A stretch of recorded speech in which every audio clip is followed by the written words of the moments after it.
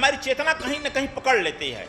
जब चेतना हमारी कहीं ना कहीं पकड़ लेती है तो हमको वही असत्य ही सत्य मालूम होने लगता है। द्वितीय महायुद्ध में एक व्यक्ति को अंगूठा में बहुत बुरी तरह से जख्मी हो गया था। वह हॉस्पिटल में भर्ती हुआ। वह बहुत कराह रहा था।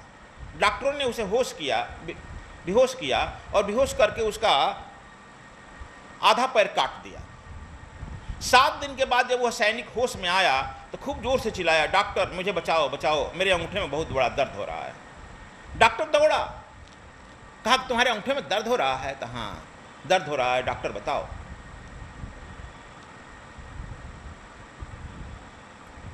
नर्स को बुलाकर कहा कि जरा इसके कम्बल हटाओ, इसके पैर से। कम्बल हटाया। अब कहा सैनिक पैर को मोड़ो। पैर जब उठाया तो आधा पैर ही नहीं है। कहा डॉक्टर मेरा पैर क्या हो गया? डॉक्टर मेरा पैर क्या हो गया?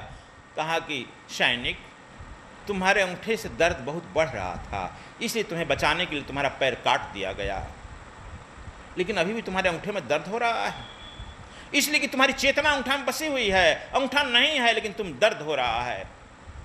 सीक्रेट साइंस में बताया जाता है कि जहाँ दर्द है वहाँ पर या तो एनर्जी भर दो, सरप्लस कर दो, जिससे दर्द मिट जाए, नहीं तो वहाँ से चेतना को खींच लो। हमारी भी चेतना इसी तरह से कहीं ना कहीं भटक जाती है। गलत काम करते करते किसी गलत में चेतना हमारी भटक जाती है। इसीलिए हम लोग बार बार कहते हैं कि तुम बार बार ध्यान का, साधना का और सत्संग का प्रयोग करो। सत्संग सबसे बड़ा जो है दवा है। लोग कहा गया क्यों रामायण में, गीता में चारों तरफ कहा गया है कि हजारों वर्ष के समाधि को लोग छोड़कर सत्संग में उपस्थित हो जाते हैं। सत्संग एक ऐसा साबुन है जिसे तुम्हारे मन को निर्मल किया जाता है, धोया जाता है। इसलिए सत्संग में तुम्हारे अहंकार को गिराया जाता है। गुरु के नजदीक क्यों नहीं रहना चाहता है? जनार्दन जी क्यों गुरु के नजदीक नहीं रहना चाहता है? अवसर पाते ही गुरु तुम्हारे अहंकार पर चोट करता है ना जी, वो तिलमिला जाता है। इसलिए गुरु के नजदीक से भागता है।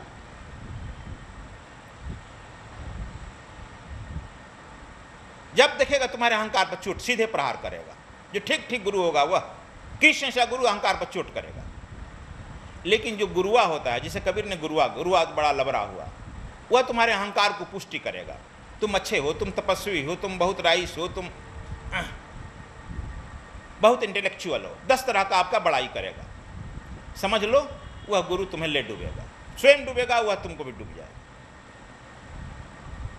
यदि गुरु तुम्हारे लोभ बस, तुम्हारे भय बस तुम्हारा गुणगान करता है, समझ लो कि तुम्हारा अब परमात्मा भी नहीं बचा पाएगा। चेतना को भोजन की तरफ से खींच लो, चेतना को नींद की तरफ से खींच लो। भूख जो लगती है देखो, वह शरीर में जा रहा है, पूरा डाइजेस्टिव सिस्टम मालूम दिखाई पड़ेगा। एक बार एक आदमी जो है गाय लेकर जा रहा था, कोई फकीर जा रहा था। कहा कि देखो ना गाय जो है इस बेचारे को खींच कर ले जा रही है, यह बेचारा है खींचता जा रहा है। वो आदमी रुक गया, कहा कि अरे तू फकीर है कि पागल है?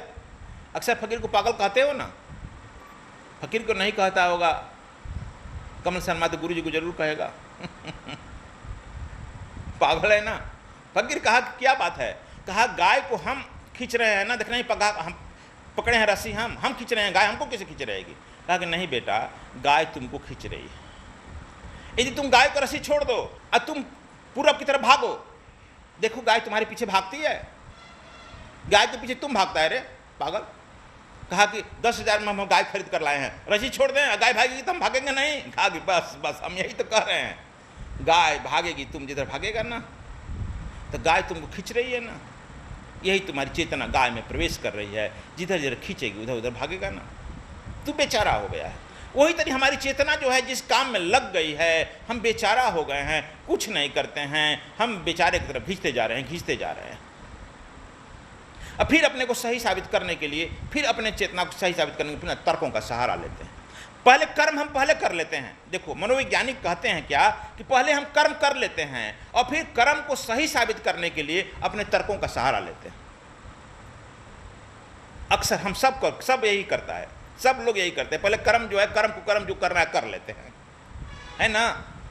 फिर उस अपने कर्म को सही साबित करने के तर्क का सहारा लेता है।